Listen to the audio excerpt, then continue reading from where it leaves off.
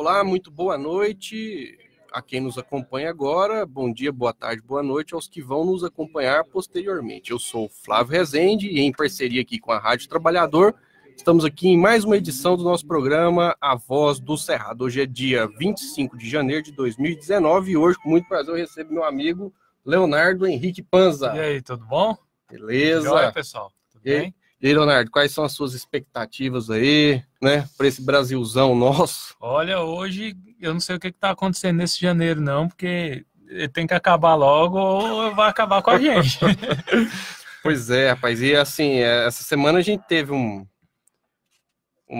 algumas situações, chega a ser até complicado e difícil você selecionar as pautas e os assuntos, né? Então aqui a gente vai falar hoje sobre o que aconteceu em Davos, né? Um pouquinho do que aconteceu lá. Vamos falar também sobre o fechamento da General Motors, né? E a declaração do Paulo Guedes. A questão dos frigoríficos de frango, né? O Brasil já começa levando prejuízo nessa área. Sobre o deputado federal Jean Willis. E também um pouquinho sobre o terrível acidente na barragem de Brumadinho, né, uma barragem da Vale privatizada. Então, nós vamos tocar, né, nesses assuntos. É verdade. Então, Davos foi realmente uma tragédia, né? Foi. Internacional, uma vergonha para o Brasil, infelizmente. E, bom, a imprensa fez o que pôde, né? Inclusive até tentou entrevistar o presidente, Jair Bolsonaro, mas não conseguiu. Graças a Deus, né? Você não sabe se você se expõe ele, se você deixa ele calado. Eu acho que é melhor deixar calado. Chegamos a um nível de vergonha tão grande que você não sabe nem o que faz mais, você não sabe nem o que pensa mais sobre aquilo. Inclusive eu vi o próprio portal do UOL citando que ele disse para o Washington Post, para o repórter do Washington Post, que não interessava o que o Washington Post está querendo saber sobre o filho dele. Isso não te interessa. Tipo, é como se o filho dele não fosse senador, não, né? Eleito. É como se o filho dele já agora não é nem filho dele mais. E é engraçado que isso é um sentimento prepotente, arrogante de quem acha que agora instalou no Brasil uma monarquia. Não é mais um regime presidencialista, agora é uma monarquia, né? É a monarquia. Onde eles ficam por cima de todo mundo e ninguém tem o direito de questioná-los e investigá-los, né? Sendo que antes eles defendiam o Ministério Público, as investigações. A questão do foro privilegiado, por exemplo, bem lembrado. Eles tratavam como algo criminalizavam coisa a questão. De vagabundo, né? Eles literalmente criminalizavam a questão do foro privilegiado, que na verdade, eu não tenho as fontes aqui agora, mas o foro privilegiado foi dado e garantido por uma série de questões. A principal é a liberdade política, né? E evitar perseguição, né? A perseguição do judiciário, porque contra segundo o próprio Rui Barbosa dizia que a pior perseguição de todas é a do judiciário, porque contra quem que você vai recorrer? Essa questão do judiciário, nós temos uma dificuldade com parte da população que infelizmente não entende a importância do assim chamado Estado de Direito, que na verdade existe para evitar que a pessoa sofra uma injustiça. Exatamente. Bom, mas voltando a Davos, Leonardo, um discurso de 6 minutos, lido num teleprompter, muito mal lido, por sinal. O jornalista Paulo Henrique Amorim chegou a falar que ele parecia um menino de primeira série lendo um ditado. E, assim, não teve nenhuma clareza, né? Por exemplo, tem alguns trechos aqui. Deixa eu ler um trecho aqui. Veja o que ele falou. É preciso mostrar para o mundo o momento único que vivemos no nosso país. Que momento único é esse, hein, Leonardo, na sua opinião? É único mesmo. Tal pessoa chegar na presidência da República, a gente percebe que é algo assim realmente ímpar, né? É uma tragédia sem proporções. E É sem proporções, né? As pessoas, infelizmente, ainda não se tocaram que o grande problema está por vir, que são as medidas econômicas, né?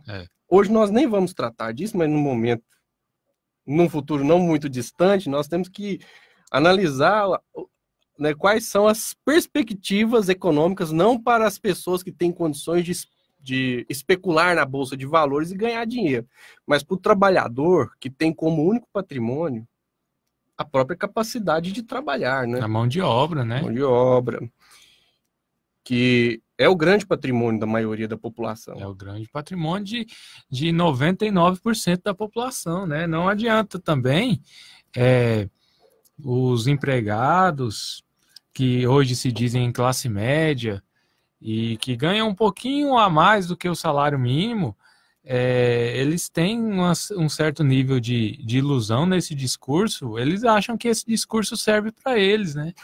E a gente sabe que não serve. Dura até o momento que eles vão perceber que a bolsa de valores, valorizar ou desvalorizar, não os afeta diretamente.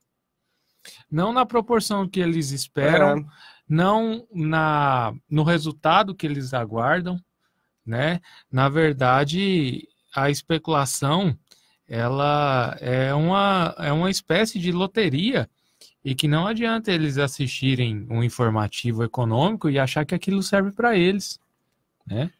Isso daí tudo depende de uma série de fatores e principalmente do viés dessa política econômica, já que a palavra, né, entrou na moda aí por conta de que certas pessoas acham que existe ausência de viés ideológico, quando na verdade não existe ausência de viés ideológico. Tudo tem uma ideologia. Tudo que é tratado, colocado, tirado, posto, tudo tem uma ideologia. E todo e qualquer movimento também tem sempre uma lógica concreta, né, que se resume em ou você ganha ou você perde. Nesse momento, ao que tudo indica, os ditos investidores, que são as pessoas que detêm dinheiro para investir, aparentemente vão encontrar um ambiente para ganhar dinheiro, aparentemente, porque ninguém sabe o que vem, né? Mas veja só outra parte do discurso dele lá em Davos, na Suíça. Não queremos uma América bolivariana. A esquerda não prevalecerá nessa região. O que acho muito importante para a região e para o mundo, ou seja, um sentimento de que essa parte da população que tem um pensamento à esquerda, que são milhões de pessoas, é algo a ser desprezado e eliminado, né? Inclusive, durante a campanha, todos nós nos lembramos, ele falou aquela frase, né, horrível: vamos fuzilar a petralhada. Isso é perigoso, tanto é que nós vamos falar nisso mais adiante. Um deputado federal vai se exilar do país, né? O primeiro exílio do governo Bolsonaro. O primeiro exílio, e eu particularmente acho que ele está coberto de razão. Eu acho que, inclusive, é um tipo de luta política, o exílio, utilizado por diversos líderes políticos. Inclusive Lenin, não é? Lenin é um exemplo de que existem recursos estratégicos, né? Além de ser uma estratégia política, nesse caso dele é uma extrema necessidade de vida também, né? O próprio ex-presidente Lula deu um conselho a ele numa carta recentemente, o ex-presidente do Uruguai também, dizendo que era para ele, deu a entender que era para ele realmente se cuidar. E eu acho que nesse âmbito aí ele está corretíssimo. É verdade. Olha só, continuando essa reflexão sobre o terrível discurso lá de Davos, terrível em todos os sentidos, o Brasil passou vergonha no cenário internacional. Palavras do presidente Jair Bolsonaro. Somos um dos 40 destinos turísticos mais visitados do mundo. O Brasil é um paraíso, mas pouco conhecido. O Brasil é o país que mais preserva o meio ambiente do mundo. Nenhum outro país do mundo tem as florestas que temos. Será que ele vai chamar para a Embratur o Dória de novo? Aí o Dória, para quem, né, não se lembra, vendeu o Brasil com as nádegas das brasileiras, né? Aquilo que muitos conhecem como turismo sexual. Já lançou o Dória como candidato a presidente. Bem lembrado, o Villain tá falando aqui que ele lançou o Dória. O próximo presidente. E que, pelo andar da carruagem, pode até ganhar, né? Porque eles vão disparar fake news aí pro lado do vento e tem muita gente que ainda acredita, né? Porque assim, o Dória não cumpriu nenhum pífio décimo de promessas de quando ele foi eleito para a Prefeitura de São Paulo. Inclusive é de finalizar o mandato com promessa registrada em cartório, para quem não se lembra. E qual vai ser o promotor que vai cobrar dele isso? É isso que é estranho, mas enfim, né? A gente sabe que tucano preso, inclusive tem um tucano preso. Richa, né? Você acredita nisso? Achei engraçado que o senador Requião... Quantas horas ele vai ficar? É preso assim, por pouquíssimo tempo, né? Mas o Requião fez até uma chacota, ex-senador, né? Daqui uns dias, infelizmente, ele não conseguiu ser reeleito. Perdemos um grande senador, né? Perdemos assim, ele não vai estar no Senado, mas estará vivo e nas trincheiras, aparentemente ele é de fato um nacionalista. E ele falou o seguinte, que pena que acordaram o Beto Richa cedo, devia ter buscado ele meio-dia. Ele tem a fama de playboy, né? Mas é o típico playboy que as pessoas, né, de bem, entre aspas, acabam elegendo, né, para proteger a família. Um discurso moralista. Mas na verdade, o discurso moralista, Leonardo, ele acaba, por exemplo, na seguinte situação. Lembra do vídeo da suruba do João Dória, com, sei lá, 5, 6 garotas de programa? E ele tinha negado e colocou a coitada da esposa dele, assim, humilhou, né, a mulher dele. Naquele sentido, ela estava para fazer uma live, ela estava muito abalada, constrangida com a situação, nem que ela não se importasse. Não precisava expor a mulher daquele jeito, né? Nem que ela não se importasse no âmbito pessoal, mas é o seguinte, quando a vida pessoal do cara é exposta daquela forma, eu também não concordo de fazer aquilo, só que ele nunca poderia envolver a poderia mulher, também aprofundar uma exposição pessoal daquele tipo. Então, assim, você vê que o cara não tem nenhum tipo de escrúpulo, ele nem se respeita. Não, até porque também ele tem público. É incrível. E o público acha isso... Aliás, muitos moralistas sonham com um dia que eles poderão vir a ser um João Dória capaz de contratar 5 garotas de programa. Isso a gente fala, é uma coisa aparentemente sem importância. Mas como essa gente toca essa agenda contra nós, né, contra o nosso lado social e político, é importante lembrar para as pessoas que esses moralistas são representados nesse momento, por exemplo, pelo João Dória, né, que teve esse vídeo vazado, e também pelo ator de filme pornô Alexandre Frota. Essa é a tragédia. E é um tipo, e são pessoas que não falam sobre economia, saúde, educação, infraestrutura, não falam em construir escolas, muito pelo contrário, eles falam em fechar escolas, né? Não falam em financiar pequenas e médias empresas, não apresentam uma política industrial. Tudo para eles é xingar a esquerda, falar em incitar o ódio contra os esquerdistas e dizer o seguinte: vamos privatizar que tudo vai se resolver. Se resolve tanto, né, que a Vale privatizada, nos últimos anos, provocou 2 graves acidentes. Tem essa pauta que na verdade ela é uma pauta que emerge, né? Ela existe. E é questão de tempo para uma nova tragédia. E a Solange tá falando aqui pra gente, não vamos nos calar moralistas sem moral. Solange. E aí, vamos então fechar aí o comentário em cima desses falsos moralistas. O que a gente tem que deixar bem claro para a população, eu acho que inclusive é o seguinte, é um ponto muito... tem que ser esclarecido, porque assim, às vezes as pessoas acham que não, mas ninguém tem que controlar o que a pessoa gosta, deixa de gostar, a questão moral de ninguém. Claro, isso é uma escolha íntima, individual. Exatamente. Inclusive deles. Inclusive deles próprios. E é por isso que quando a gente cita, outro dia... O pessoal citou, mas vocês estão questionando ele. Pode ser um bom deputado, o caso do Alexandre Frota, né, Frota? Ele pode ser um bom deputado, mas aí só porque ele fez esse tipo de filme, ele trabalhou com isso, com prostituição, e aí vocês estão julgando ele. Olha, não é exatamente isso. O que acontece? Quando essa mesma pessoa, diz que a vida, o comportamento íntimo dos outros importa politicamente, ele se expõe de uma forma que simplesmente não tem como ele cobrar uma posição social, uma posição moral de algo que ele está querendo impor moralmente. Entendeu? Ele não condiz com aquilo que ele está querendo impor. Na verdade, ninguém tem que impor pauta moral para ninguém. Ninguém. Né? As questões morais, íntimas e pessoais são particulares. Só que isso está sendo confundido com a política e a manipulação está aí. Muito forte, inclusive. A manipulação existe nesse momento. E assim, a gente tem uma contradição muito grande, porque boa parte das pessoas que apoiam, né, um projeto moralista trocaram, assim, é claro que socialmente falando, intimamente falando, isso não deveria ter nenhum tipo de importância, mas veja, eles trocaram, se fosse a questão moral mesmo, o fator principal. Fernando Haddad, casado há 30 anos, isso. Uma esposa, até onde eu sei, um ótimo pai de família. Exatamente. E eles escolheram alguém para proteger a família, que é um sujeito que teve 3 mulheres. 3. Né? Uma, inclusive, com idade para ser filha dele, nada a ver.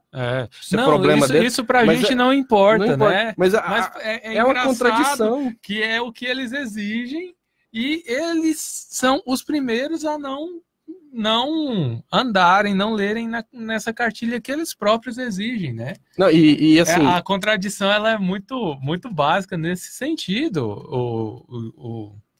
O que hoje é presidente, o inominável lá, que eu não gosto nem de falar o nome dele. Tá certo. Aquele o qual a gente não deve falar o nome. Ele tem desavenças nos outros relacionamentos dele, que inclusive foram pro lado pessoal. Nossa, bem lembrado. Coisas seríssimas. Baixaria extrema. Coisas seríssimas, assim, que ameaça vai pra parte morte, criminal. né? Não, ninguém tá questionando o relacionamento dele deu certo ou errado. Claro. Quem questiona isso são eles. Mas são coisas que foram para a esfera criminal, entendeu? E aí eu escuto de certas escolhas de certas pessoas que escolheu ele porque ele tem esse, vamos lá, né? O viés de preservar a família. Eu sinceramente, é uma contradição que, na verdade, Flávio, é aquilo que a gente já conversou, as pessoas parecem desesperadas nesse apego em conservar a família, mas, gente, não é isso que vai, né, realmente trazer um desenvolvimento e um crescimento social, educativo. Pois é, aí ó, é engraçado, país, né? A gente já tem um questionamento aqui, ó. Gerson Kogo, obrigado por nos acompanhar, né? Aparentemente ele não concorda com o que nós falamos, mas ele disse o seguinte, qual ó, parte? Que escroto, ele colocou escrito, mas eu acho que é escroto. Que escroto esse comentário sobre a esposa do Bolsonaro. Vocês estão questionando. Não, a gente nós estamos levantando a contradição que há no próprio discurso que eles defendem. Não, nós defendemos a liberdade total. Não. Se uma mulher quiser ter 5 maridos, é problema dela. Se um homem quiser ter 3 não é nem esposas, problema, é escolha. É uma escolha. Nem problema, nós não é temos que nos âmbito. meter com isso. Não. A vida íntima de cada um diz respeito a cada um. Essa dizendo exatamente o contrário. Qual que é o nome dele? É o Gerson Kogo. Ô, Gerson, é exatamente o contrário. Nós estamos dizendo exatamente isso, que nós não tem nada a ver com isso. Não, e a Solange lembra que hoje é aniversário do Fernando Haddad, né? Hoje é aniversário do... Vamos provocar? Do futuro presidente Fernando Haddad. Isso. Não é possível. O povo brasileiro vai trocar ele pelo Dória. Não, mas enfim. Aliás, em São Paulo eles não trocaram, é possível, né? Se deram muito mal, né, na capital. É possível, mas enfim, ó. Né, não vamos mais lidar com o impossível, não, porque o janeiro não acabou ainda. Aqui, ó. Janeiro não acabou ainda. Não, tudo terminando a resposta para o Gerson. Não, a questão da gente citar essa parte comportamental do, então, hoje, presidente, é justamente para dizer que ele pode ser quem ele quiser ser na vida íntima dele. Claro. Se ele defendesse o povo, 99% do povo, nós estávamos aqui espancando ele desse jeito que nós estamos politicamente, não estava. Até porque lá no discurso de Davos, Leonardo, ele falou o seguinte, falou aqui, ó, ele defendeu, né, a família, a propriedade privada, a vida, né, e os verdadeiros direitos humanos. Os verdadeiros com o lema, direitos humanos. Deus acima de tudo. Ele não falou Brasil acima de todos, até porque a gente sabe muito bem que para ele então é Estados Unidos. O próprio slogan dele. Ele errou. Acho que ele não tem. Aqui, ó, Deus acima de tudo, né? Aí depois ele entrou na questão das reformas muito vagamente. Inclusive ele foi questionado. Até o slogan próprio não falou. dele. Mas agora a questão da família. Vamos analisar o que realmente importa para um pai de família. Certo. Olha, fala-se. Um pai de família, teoricamente, é quem provém com mais volume aquele grupo familiar. Seria isso? Familiar. Isso. Aí veja só. Vamos pensar nessas pessoas. O salário dos trabalhadores pai de família é compatível com a defesa da família? Ele ter tirado R$8 do salário mínimo não é uma coisa que afeta a família? O Bolsonaro tirou R$8 do salário mínimo. Ele estava defendendo a família nessa hora aí? Pois é, outra coisa que ele não defende a família coisa nenhuma, e a gente tem que esclarecer isso, quando é que, desde que ele tomou posse, ele apresentou um projeto para financiar pequenas e médias empresas? Pelo contrário, né? Pelo contrário. Quando é que ele apresentou um projeto para iniciar um processo de construção de escolas em áreas pobres do Brasil de período integral, como o Brizola tentou fazer? Quando? Quando é que ele propôs, né, fazer com que o ambiente econômico seja tão acolhedor ao ponto de fazer com que todos os pais de família, trabalhadores, recebam no mínimo salário que o Diese diz que é o salário ideal, que é em torno de R$3.900. Que é o ideal, não, que seria o mínimo. O mínimo, para garantir, né, as coisas básicas da vida. É por isso que vem uma questão também muito importante nesse momento a ser analisada, a questão da diferença pobre, classe média e ricos. Exatamente. Os pobres têm o poder da multiplicação. Assim, quando a gente fala pobre, nós somos pobres. Somos pobres. E mas quem está escutando a gente também, tá? Não se engana, não. Mas tem algumas pessoas que conseguem sobreviver com um salário mínimo, 1.200, e eles fazem um verdadeiro milagre. Sim. Essa turma da sociedade, se incentivada, levanta esse país. Com certeza. Por que não incentivam eles? Porque tem que escravizá-los. Vamos então, já que o pessoal acha que o ex-presidente Lula não sabe de economia, mas isso é economia avançada. É a parte que o Keynes cita do multiplicador de Keynes. Não seria isso? Então, essa questão aí do investimento na base da economia, e que no caso do Brasil é estritamente um investimento na diminuição da desigualdade social e que impõe um investimento na diminuição da pobreza.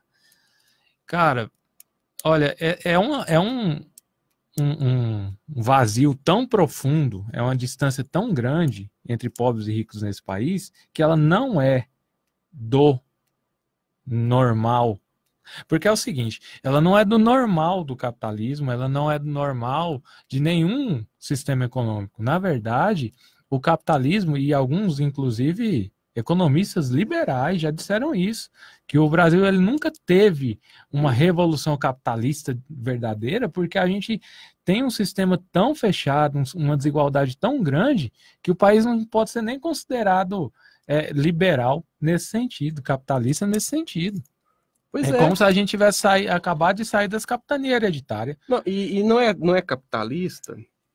É o que muita gente, inclusive esse pessoal da escola austríaca, quando eles... Agora ninguém nem fala mais em escola austríaca, mas de vez em quando tinha uns que me achavam.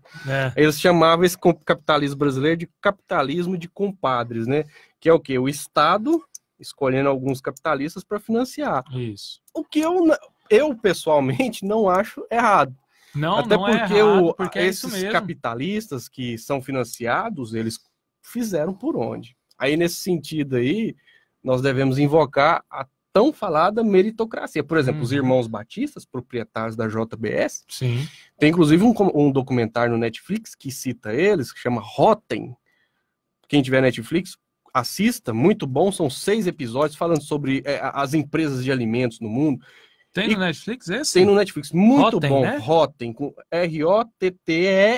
Rotten. Rotten. E coloca eles o seguinte, que eles saíram, né, do baixo, eram açougueiros, e que conseguiram criar, né, no mundo a maior indústria alimentícia, a maior produtora de proteína animal do mundo. Inclusive, eles compraram o maior frigorífico de frango lá dos Estados Unidos. E aí eles colocam um trecho de uma entrevista deles falando, não, né? Porque nós somos brasileiros, nós vamos pensar pequeno, nós queremos liderar. Falta esse espírito nas pessoas. Exatamente. A palavra rotem é veneno, o Willem tá... Na verdade, É sobre... sim. É sobre a poluição, né? Se eu não me engano. Eu acho que eu assisti. Mas só que, na verdade, ele fala assim sobre corrupção na produção de alimentos e tal. Mas é bem interessante para entender como que funciona o jogo do poder. Como que funciona a luta, né? Em torno de interesses concretos. Porque quando você fala em meritocracia, essa palavra aí seduz muito, principalmente os jovens, né, da classe pobre, mas a meritocracia, ela não engloba, ninguém falou, quando falou em meritocracia, de ética, de moral, de lei. Nunca englobou e nunca vai englobar. Não que nós não... A nossa vontade é que as coisas fossem lindas, mas infelizmente o sistema é bruto, né? E não vai deixar de ser bruto na nossa geração. Eu acho que nem meus tataranés vão ver um mundo justo. Mas a gente pode abrir um caminho para ir diminuindo as injustiças. Com certeza, com certeza. Eu acho que essa é a missão de vida, né? Então, qual que é... a gente tinha encaixado aí vamos entrar na pauta questão de Davos, né? Isso, qual que era outra? Deixa eu só finalizar aqui de Davos, porque a imprensa internacional classificou a fala do Bolsonaro como um fiasco. Vou ler aqui alguns depoimentos. Veja só. Deixa eu falar aqui, ó. Em francês, Sylvie Kaufmann, diretor editorial e colunista do Le Monde e colaborador do New York Times, escreveu: fiasco de Bolsonaro em Davos, incapaz de responder concretamente às questões de Klaus Schwab. 15 minutos de generalidades, quer dizer, discurso genérico, não falou o que vai fazer, nem como fazer, apenas entrou no mesmo discurso de campanha de que é preciso acabar com a esquerda, acabar com a ideologia. Isso não enche barriga. Você já percebeu que ele quer acabar com qualquer coisa? Ele não quer construir nada. Não, inclusive o Paulo Guedes, né, ministro dele, falou o seguinte: vou destruir o sistema S. Aí eles estão estudando também tirar aquele abono salarial de quem ganha até 2 salários mínimos. Sim. Eles querem tirar a justiça do trabalho, que verdade seja dita, é uma das poucas justiças que funciona. É maldade. Eu sei que é maldade eu falar isso, mas olha, a justiça trabalha nesse sentido. É show de... Nossa, e eles cumprem a lei, rapaz. É aquela coisa que funciona bem no Brasil. Aí teve também uma fala incomoda certas pessoas, né? Será que os pobres não estão percebendo isso, não, Por incrível que pareça, eu vi gente assalariada. É triste falar isso aí, porque o grau de alienação, infelizmente, é muito grande, mas eu vi gente assalariada defender o fim do 13º salário que ele recebe. Será que eles sabem que não é um favor, que é porque a gente não recebe por semana, que é porque a gente recebe por mês? O argumento que eu ouvi foi o seguinte, eles me falaram o seguinte: nos Estados Unidos não tem carteira de trabalho. Só que eles não estão percebendo. Nos Estados Unidos não tem SUS, amiguinho. Tem que pagar financiado em longuíssimas prestações, inclusive o curso superior. Isso. Né? Aqui, ó, aí tem uma fala do economista Robert Shiller, prêmio Nobel, né, de 2013, e um dos presentes na sessão de abertura, né? E ele falou o seguinte, Leonardo, sobre o Bolsonaro: ele me dá medo. O Brasil é um grande país e merece alguém melhor. Esse é o economista, né? Robert Shiller. Não é ele que prêmio foi Nobel o prêmio de 2013. Nobel? Prêmio Nobel de 2013. Desse jeito aí. Aí quem é intelectual da área, que sabe tudo da área, que fala querendo ajudar, os caras desprezam, né? Desse jeito. Pois é, e aí teve um vexame falando do Tribunal Regional do Trabalho, aqui no site de notícias aqui, uma notícia de 19 de outubro de 2018, acho que a gente descobriu por que o Bolsonaro não gosta dos tribunais do trabalho. O que aconteceu? Mineradora é punida pelo TRT por coagir funcionários a votarem Bolsonaro. E tipo, né? O coronel mandando, né? Ou então o senhor de engenho mandando nos escravos. O trabalhador, quem tem dinheiro, Até que assim, é errado, mas a gente até compreende. Agora o pobre defender isso, pobre assalariado defender a própria desgraça. Isso que eu não entendo, será que eles pensam por algum momento que vai sobrar migalha para eles? O que será Será que eles pensam tão pouco e acham que merece nada? Merece migalha só? É complicado, sabe? E aí, para finalizar o assunto de Davos, né, teve o vexame do cancelamento da entrevista, né? Uhum. Até porque foi bom ter cancelado. Se tivesse dado a entrevista, ele ia falar um monte de besteira. Não, nesse sentido, pelo que eu li, inclusive no Washington Post, a entrevista foi cancelada quando os 15 minutos de tolerância estourou. Claro. Porque ele simplesmente faltou. Imagina a brigaiada que não foi para cancelar essa entrevista. Cara, os 4, faltou. ele e os 3 ministros lá. Não pensa, os maiores investidores, tudo bem, é o clube dos ricos, né? Mas os maiores investidores do mundo, já que é isso que ele queria, lá esperando, e o Bolsonaro pega e me falta. E olha que o Brasil está... Olha... supostamente ele passou mal, beleza, mas os outros 3 ministros também, também passaram mal? Que colocasse os 3 ali, apesar que talvez o Moro não fala até fora da sentença? O que é que agora na hora de falar? Mas agora o Moro foge das perguntas, principalmente quando se pergunta sobre o tal do Queiroz, né? Aí dá um suco de laranja para ele ficar mais animado. Pois é, aí agora vamos aqui falar, né, das nossas dificuldades econômicas que estão por vir. Veja, matéria da Folha de São Paulo aqui, ó, o título dela é o seguinte, Leonardo. Se fechar, olha só, o título, abre aspas, se precisar fechar, fecha, diz secretário de Guedes sobre a General Motors. Declaração de Carlos da Costa sinaliza que o governo vai resistir a eventuais pedidos de incentivos. O governo de Jair Bolsonaro dá sinais de que pretende resistir a eventuais investidas da General Motors de pleitear incentivos tributários ou qualquer outro tipo de apoio federal para manter operações no Brasil. Aí, sobre isso, o Márcio Pockmann, né, ex-presidente do IPEA, escreveu no Twitter dele o seguinte, olha... Inteligentíssimo ele, super inteligente. Quem não sigam Márcio Pockmann no Twitter e acompanhe as análises dele, para você entender melhor o cenário econômico brasileiro. Ex-presidente do IPE tem um currículo extraordinário. Se precisar fechar, fecha. Isso está escrito no Twitter dele. Diz equipe econômica de Bolsonaro para a empresa. Legítima posição daqueles que acreditam que regresso é progresso. E os pais de família desempregados, os filhos que estudam por emprego melhor e a dependência de importar o que era produzido internamente. Ou seja...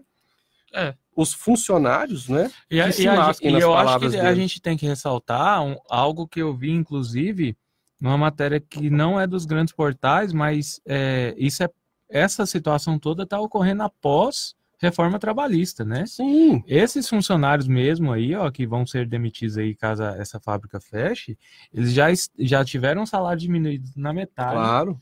Eles já perderam diversos... abonos salariais, tipos de abonos salariais que eles tinham, plano de saúde foi modificado, parece que 90% lá não tem mais nenhum tipo de incentivo. Então, o mercado queria o quê? Queria reforma trabalhista porque, segundo eles... iria contratar mais. Só que a reforma trabalhista, para quem não sabe, gerou 2 milhões de desempregados no Brasil. O que acontece é o seguinte... é o que a gente estava falando aqui, principalmente sobre o multiplicador de Keynes, né? A gente fica percebendo que os pequenos empresários, eles acham que a reforma trabalhista vai ser boa para eles, porque vai diminuir os custos trabalhistas para eles. Só que os empregados das grandes empresas vão ficar desempregados, vão ganhar muito pouco e não terão nenhum tipo de segurança, por exemplo, para comprar no crediário. A Rosa Leal aqui está falando, né? É uma vergonha. É uma vergonha porque é uma catástrofe anunciada. Você tem 200 milhões de pessoas no país e você tem mais de 10% da força de trabalho, você tem 10% da população absoluta desempregada, o que deve corresponder a 50% da força de trabalho. E assim, não é uma situação que o mercado vai resolver. O que o mercado está fazendo? Quem é o mercado? O mercado são aquelas pessoas poderosíssimas que mandam, inclusive, nos governos, que mandam, inclusive, no... Quer dizer, eles vão tentar... Acho que eles vão ter alguma dificuldade para mandar no Bolsonaro. Eles que bancaram isso aí, mas é com eles, né? Não é com nós. Nós somos os meros mortais. Mas são aquelas pessoas que têm muito dinheiro. Aqui no Brasil, para as pessoas terem uma ideia, segundo a Oxfam, né, uma ONG inglesa, 6 pessoas, 6, meia dúzia, concentram... Não é 60, não, é 6. 6, mais dinheiro do que 100 milhões de brasileiros. Você que defende meritocracia precisa saber que você pode estar entre 100 milhões de pessoas que, somando tudo que você tem, mais esses 100 milhões, você não vai ter o dinheiro que 6 pessoas têm. Será que essas 6 pessoas trabalharam mais do que 100 milhões de pessoas, ô Flávio? Não, e tem um detalhe, o trabalhador... Ou será que é porque esse sistema simplesmente é uma falácia, é uma mentira? Não, além de ser uma falácia, é muito bem sucedido, porque consegue convencer as pessoas que elas, se trabalharem duro, um dia poderão vir a ser um desses 6. Mas são apenas 6. Agora tem outro detalhe. Porque você não está se esforçando, Flávio. 90% da força de trabalho do Brasil ganha menos do que R$ 4.700, que é o auxílio moradia dos juízes. Por exemplo, auxílio moradia do ex-juiz Sérgio Moro. Será que as pessoas se acham tão inferiores ao ponto de não reivindicarem melhores condições de vida só porque um determinado manipulador falou para elas que não é para reivindicar? Será que esse ódio que elas sentem pelos progressistas, pela esquerda, ou pelas pessoas de direita que têm um pouco de bom senso e explicam essas coisas, será que elas não entendem que as condições de vida delas são precárias, o ônibus que elas andam está ruim, o carro que elas têm, elas estão com dificuldade para manter o carro? Na verdade, a gente tem que perguntar para essas pessoas se elas não conseguem enxergar ao redor da vida delas e perceber que elas podem trabalhar o tanto que for. E geralmente são pessoas trabalhadoras que pelejam, correm atrás. A gente não sabe. Não fica acomodados, não. Não, o brasileiro ele é extremamente dedicado. Muito. E o que acontece, gente? Que quanto mais você trabalha, menos você ganha. Menos você tem poder de compra. Tem alguma coisa muito... Mas isso, até o ex-banqueiro Eduardo Moreira, que tem canal no Facebook, no YouTube, ele tem dado algumas entrevistas, feito vídeos, ele tem explicado isso. O que ele fala é o seguinte: o dinheiro ele é finito.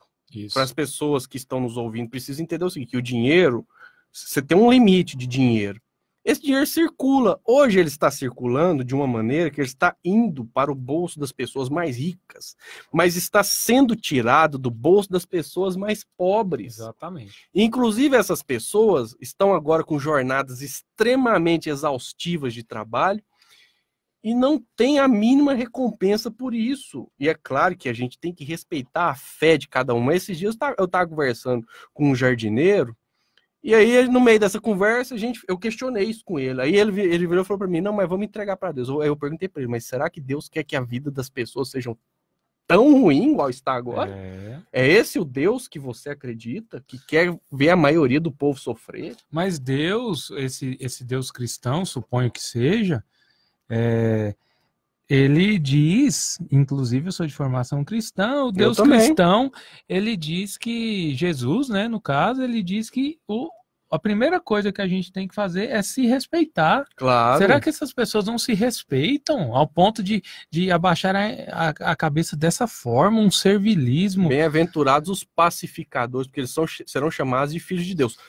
Claro. Com todo respeito, tem bons evangélicos, tem bons católicos, mas hoje as pessoas mais instigadoras de ódio estão nas assim chamadas igrejas neopentecostais. Tem algo muito errado numa igreja que quer que a outra pessoa essas deixe igrejas de existir, não pregam o cristianismo. Eles criam um clima para fazer com que as pessoas tirem as suas economias, que muitas vezes são economias feitas na base do sacrifício, entreguem para pastores que vão gastar esse dinheiro aqui na terra com mansões, carros de luxo, e olha lá se não vão gastar em casas de prostituição, até porque nós temos exemplos de pastores pegos nessa situação, que é um problema deles.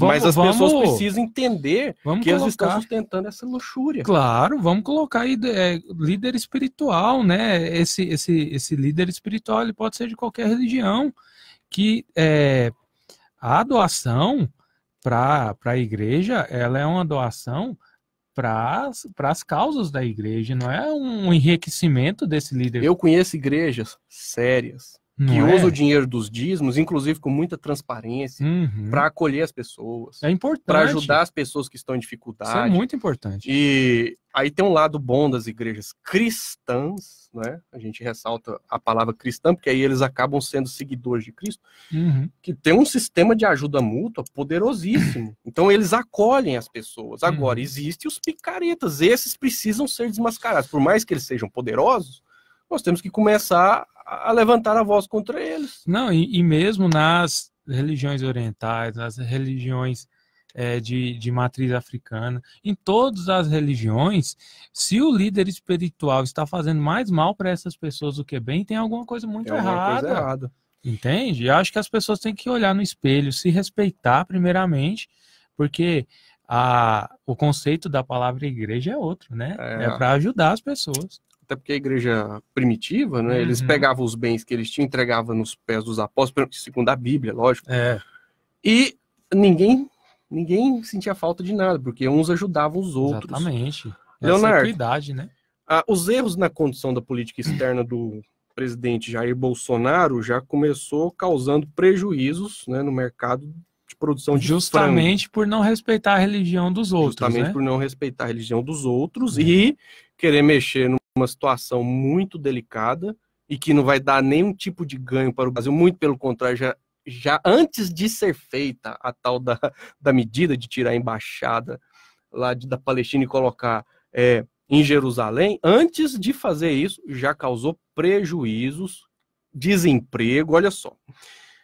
O maior exportador de carne de frango do Brasil, a Arábia Saudita, suspendeu 5 frigoríficos, né, da lista de exportadores brasileiros, no que pode ser o primeiro movimento de retaliação após o anúncio da transferência da embaixada de Tel Aviv para Jerusalém. Não, o secretário lá de Comércio Exterior da Arábia disse que não pode ser não, que é. Agora, veja só. Que é em retaliação a esses absurdos aí que foram ditos e pretendidos serem feitos, né? Agora veja o tamanho do prejuízo por conta de uma idiotice. Uma idiotice. Aí a questão do fanatismo, nós temos que, sabe, o que nós pudermos fazer para fazer com que uma pessoa se liberte do fanatismo. Como é que uma coisa vai ser de Deus? Olha, Deus o Deus bíblico é um Deus poderoso, que abriu o Mar Vermelho. Para quem tem essa fé, é o seguinte, não é um cidadão desqualificado, igual esse presidente da República, que vai fazer a vontade de Deus, tirando uma embaixada de um lugar, colocando no outro e desempregando pais de família, dando prejuízos num setor extremamente importante do Brasil, que gera empregos, e que no momento de desemprego, né, abre o caminho para fechar os frigoríficos, veja só. Porque o caminho seria estritamente o contrário do que ele está dizendo, né? O caminho seria buscar o respeito, manter os acordos comerciais anteriormente feitos, principalmente os da última década, né? A Arábia Saudita, se eu não me engano, é o segundo maior importador de aves, não é? É o primeiro. É o primeiro. E maior exportador de carne de frango do Brasil. Olha aí, não, pensa quem trabalha nesse frigorífico e votou no Bolsonaro, como que fica? Vai ficar com um sentimento de decepção, igual, por exemplo... No mínimo de culpa, né? O que é muito triste, porque as escolhas políticas, elas tinham que ser contributivas. Você ficar com um sentimento de culpa porque você escolheu um candidato... E tomar um prejuízo financeiro. Não, acabou com a vida das pessoas, velho. Que isso? A Tânia Oliver tá dizendo aqui que tá gostando do nosso programa. Obrigado, Tânia. Obrigado. Pois é, Leonardo. Tô desafinado hoje, Tânia. Nós estamos num momento aí em que ainda, assim, nada é tão ruim que não possa piorar, né? Mas tem um lado bom, né, desse momento que nós estamos vivendo, é que as máscaras estão caindo. E assim, fazer um breve comentário aqui sobre esse acidente lamentável, né? Lá na barragem de Vale. Não, a gente não sei nem se a gente pode classificar como acidente isso aí, ó. Na verdade, o que aconteceu? Aqui, isso aí tá na cara que isso vai continuar acontecendo. Aquele caso lá de Mariana, por exemplo, que foi mataram o Rio Doce. Mataram o Rio Doce e ninguém teve a devida punição. Então isso vai continuar acontecendo. Essa é a tal da eficiência. Só que as pessoas têm que entender que eficiência, competitividade, não é? Esses termos aí que se usa muito, por exemplo, na Globo News, né? O que significa isso? Vou dar só um exemplo. O que seria competitividade e eficiência? Você trabalha numa determinada empresa. Você tem 3 pessoas que estão ali fazendo o trabalho com você. Num determinado momento, para melhorar a competitividade, eles demitem 2 pessoas e obrigam aquela que continuará trabalhando a fazer o serviço dos 3. Exatamente. Tudo bem, os capitalistas, eles estão na deles. Nós temos que entender o lado deles. Eles querem lucrar, querem ganhar mais. Só que o trabalhador tem que olhar para o lado dele. E aí, o que acontece? Por que a gente fala que é um acidente? É o tipo de coisa que seria evitada, por exemplo, se as fiscalizações dos órgãos de proteção do meio ambiente não tivessem sofrido os cortes que sofreu. Exatamente. Se não tivesse essa demonização contra os ambientalistas, tão atacados por essa gente que agora está no governo, lembrando que governo não é poder, e esse pessoal é temporário, nós não sabemos quanto tempo eles vão durar, mas eles não vão durar para sempre. Vai chegar um momento que a população vai acordar, e sempre acorda, sofre bastante, porque nós já tivemos vários ciclos de neoliberalismo aqui no Brasil, Sim. anos Inclusive, 80, anos 90. Um dos ciclos de neoliberalismo foi o que doou a Vale do Rio Doce, que valia 300 bilhões. Por 4 bilhões. Por 4 bilhões. Que não foi pago. Foi o próprio saudoso Enéas, né, falou o seguinte, ele era de extrema direita, mas ele denunciava isso, e era assim... Não, mas o Enéas era uma direita minimamente inteligente, muito, né? Isso, agora a inteligência falta no Brasil. Hoje, por exemplo, nós temos aí o futuro coordenador do Enem, que tá circulando aí, deixa eu até ver se eu acho. Eu acho que eu vou fazer Enem de novo sem estudar, porque com um coordenador desse daí, ó. Imagina a quantidade de erros de português, de concordância verbal e nominal que nós teremos nas provas do Enem este ano. Aqui, ó, olha só, ele falou... Foi cidadões, foi? Cidadões. Deixa eu até encontrar aqui. Não, vamos voltar no outro desastre lá. Mas assim, agora essa questão aí do que aconteceu em Brumadinho, o que acontece? Por que eles não cumprem com as normas e não fazem o que deve ser feito? Porque tem que cortar gastos, né, e remunerar melhor os acionistas majoritários. São aquelas pessoas que trocam de helicóptero como nós trocamos, sei lá, de quê? Nem de geladeira, porque a gente fica com geladeira por, sei lá, 10, 20 anos. É de roupa. Esses grandes acionistas, eles entram num jato executivo de luxo, vai para Paris tomar café e volta no outro dia. Não, a gente não teria problema com isso. Não teria nenhum problema com isso, claro, se eles pagassem os devidos impostos aqui no país que foi gerada a riqueza, claro, e se eles fizessem minimamente o respeito com o meio ambiente desse país, porque isso daí é um completo absurdo. E usassem um recurso mineral tão importante, claro, né, porque são mineradores, para melhorar as condições de vida do pessoal. Não, ninguém tem problema com a riqueza de ninguém aqui. A questão é que os ricos fiquem ricos. Nós temos problemas com a pobreza das pessoas, entendeu? Até porque a gente falou anteriormente sobre as pessoas arrojadas, que são admiráveis. Eu, particularmente falando, admiro os irmãos Batista. Sim, nesse sentido, eles eram pequenos açougueiros. Agora, eles fizeram coisas consideradas erradas? Eu não sei, rapaz. Eles tomaram dinheiro emprestado para comprar. Até onde eu sei, eles não estão inadimplentes. Não BNDES, estão pagando. São coisas que a gente precisa discutir, né? Leonardo, obrigado. Né? De nada. Quer deixar um recado aí para os nossos amigos e amigas?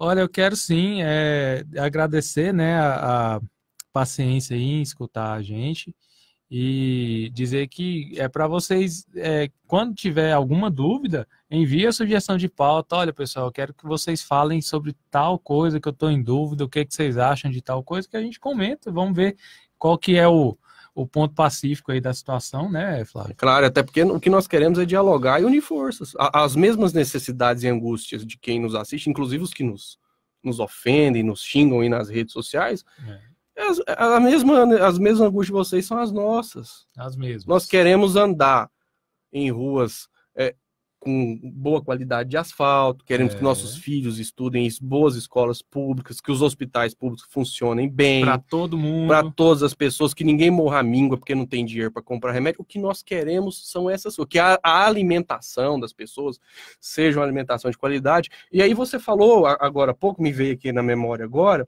sobre o voto errado, né? Eu vi servidores públicos estaduais comemorando a vitória do então senador Ronaldo Caiado, que agora é governador e ainda não pagou a totalidade da folha de dezembro. Nem de dezembro. E aí é nessa hora que um caiadista deixa de ser caiadista, porque faltou dinheiro, meu amigo, não tem amor que supere isso. Na verdade, é um amor de, como diz a psicologia, de... Como que é? Ele tá projetando, né? É um amor projetado, é um amor ilusório, é um sonho, um devaneio. E aí, quando o cara se depara com a realidade, né, Flávio? Felizmente, a realidade, às vezes, ela tá sendo, igual a gente falou, a realidade tá sendo didática nesse sentido. Verdade, é verdade. Então é o seguinte, ó, a própria Bíblia fala, maldito o homem que confia no outro homem. Todas as vezes que qualquer pessoa que ouviu o que nós estamos falando, chegou até aqui, não entre na política pensando meramente em ideologias, não. Entre na política pensando em questões concretas. O que é uma questão concreta? É tudo aquilo que o dinheiro pode comprar. É melhorar o salário, é melhorar a iluminação do seu bairro, o asfalto do seu bairro, é levar a rede de esgoto do seu bairro, é o posto de saúde do seu bairro, ter um médico que te atende feito ser humano. É isso. Se você não luta por isso, a sua luta é em vão, ela é errada. Todas as pessoas que lutam por causas concretas, inclusive quando elas até nos prejudicam, elas são de certa forma admiráveis, porque elas sabem o que estão fazendo. Sim. E nós devemos também saber o que nós estamos fazendo. Quero agradecer ao meu amigo Villain, né, tá dando essa força aqui para nós, e dizer que sexta-feira que vem nós estaremos aqui novamente, né, debatendo essas questões aí do Brasil, né, dizer que quem quiser acessar a minha página no Facebook, Flávio Rezende. Só se você colocar o endereço, põe Flávio Rezende 81, né? Curta a nossa página. Eu tenho um canal também no YouTube, A Voz do Cerrado.